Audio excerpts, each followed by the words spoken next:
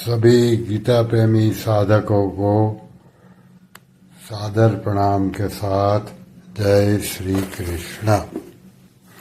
सभी को निम्र निवेदन है कि ये विवेचन अगर आपको पसंद है तो इसको लाइक कीजिए, ज़्यादा से ज़्यादा लोगों को शेयर कीजिए और हमारी चैनल को सब्सक्राइब करके हमें प्रोत्साहन कीजिए।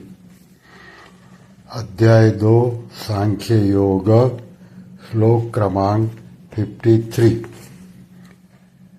श्रुति विप्रतिपन्ना ते यदा स्थास्यसि निश्चला, यदा स्थास्यति निश्चला, समाधावचला बुद्धिस्तदा योगमवाप्स्यसि। इसका अर्थ देख ले। जिस काल में शास्त्रीय मतभेदों से विचलित हुए तेरी बुद्धि निश्चल हो जाएगी और परमात्मा में अचल हो जाएगी, उस काल में तू योग को प्राप्त हो जाएगा।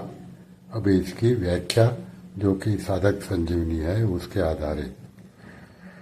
लौकिक मोहरूपी दल दल को तरने पर भी नाना प्रकार के शास्त्रीय मतभेदों को लेकर जो मोह होता है, उसको तरने के लिए भगवान इस लोक में प्रेरणा करते हैं।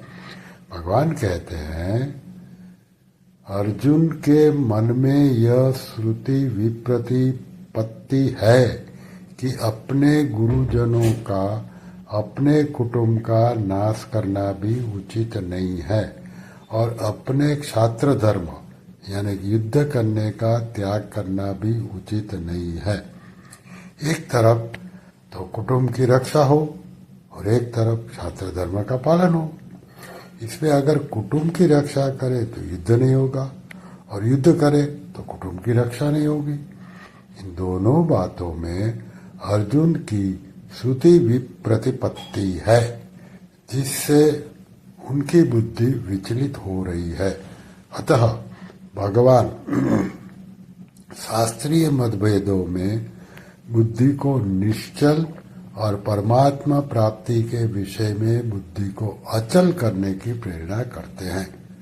पहले साधक में इस बात को लेकर संदेह होता है कि सांसारिक व्यवहार को ठीक किया जाए या परमात्मा की प्राप्ति की जाए। फिर उसका ऐसा निर्णय होता है कि मुझे तो केवल संसार की सेवा करनी है और संसार से लेना कुछ नहीं है। ऐसा निर्णय होते ही साधक की भोगों से उपरति होने लगती है, वैराग्य होने लगता है। ऐसा होने के बाद जब साधक परमात्मा की तरफ चलता है, तब उसके सामने साध्य और साधन विषयक तरह तरह के शास्त्रीय मतभेद आते हैं। उसमें मेरे को किस साध्य को स्वीकार करना चाहिए और किस साधन पद्धति से चलना चाहिए, इसका निर्णय करना बड़ा कठिन हो जाता है।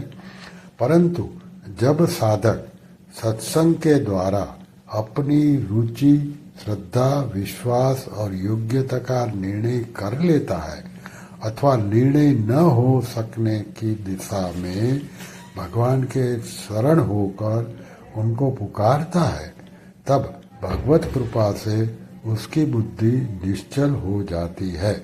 दूसरी बात, संपूर्ण शास्त्र संप्रदाय आदि में जीव, संसार और परमात्मा, इन तीनों का ही अलग अलग रूपों से वर्णन किया गया है। इसमें विचार पूर्वक देखा जाए तो जीव का स्वरूप चाहे जैसा हो, पर जीव मैं हूँ, इसमें सब एक मत है। और संसार का स्वरूप चाहे जैसा हो, पर संसार को छोड़ना है, इसमें सब एक मत है। और परमात्मा का स्वरूप चाहे जैसा हो, पर उसको प्राप्त करना है, इसमें सब एक मत है। ऐसा निर्णय कर लेने पर साधक की बुद्धि निश्चल हो जाती है। मेरे को केवल परमात्मा को ही प्राप्त करना है, ऐसा दृढ़ निश्चय होने से बुद्धि अचल हो जाती है। तब साधक सुगमता पूर्वक योग परमात्मा के साथ नित्य योग को प्राप्त हो जाता है। निश्चय में जितनी कमी रहती है उतनी ही देरी लगती है, परंतु इन दोनों में जब बुद्धि निश्चल और अचल हो जाती है तब परमात्मा के साथ नित्य योग का अनुभव हो जाता है। संसार में संबंध विच्छेद करने के लिए बुद्धि निश्चल होनी चाहिए, जिसको 6 अध्याय के 23वें श्लोक में दुख संयोग वियोगम पद से कहा गया है। और परमात्मा से संबंध जोड़ने के लिए बुद्धि अचल हो जानी चाहिए, जिसको दूसरे अध्याय के 48वें श्लोक में समत्वम योग उच्यते पदों से कहा गया है।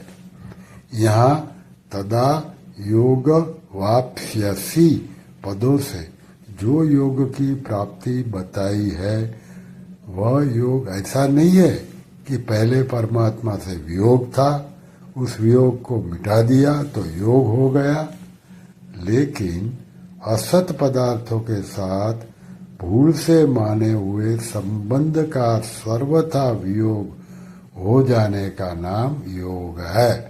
अर्थात मनुष्य की सदा से जो वास्तविक स्थिति परमात्मा से नित्य योग है, उस स्थिति में स्थित होना योग है। वह वास्तविक स्थिति ऐसी विलक्षण है कि उससे कभी वियोग होता ही नहीं, होना संभव ही नहीं। उसमें संयोग वियोग योग आदि कोई शब्द लागू नहीं होता। केवल असत से माने हुए संबंध को त्याग को ही यहाँ योग संज्ञा दे दी है। वास्तव में यह योग नित्य योग का वाचक है। इस नित्य योग की अनुभूति कर्मों के यानी कि सेवा के द्वारा की जाए तो कर्मयोग, विवेक विचार के द्वारा की जाए तो ज्ञान योग, प्रेम के द्वारा की जाए तो भक्ति योग, संसार के लय चिंतन के द्वारा की जाए तो लय योग, प्राणायाम के द्वारा की जाए तो हठ योग और यम नियम आदि अंगों के द्वारा की जाए तो अष्टांग योग कहलाता है। श्री कृष्ण शरणम मम। ओम श्री कृष्ण शरणम मम। ओम श्री कृष्ण शरणम मम। ओम कृष्णार्पणमस्तु।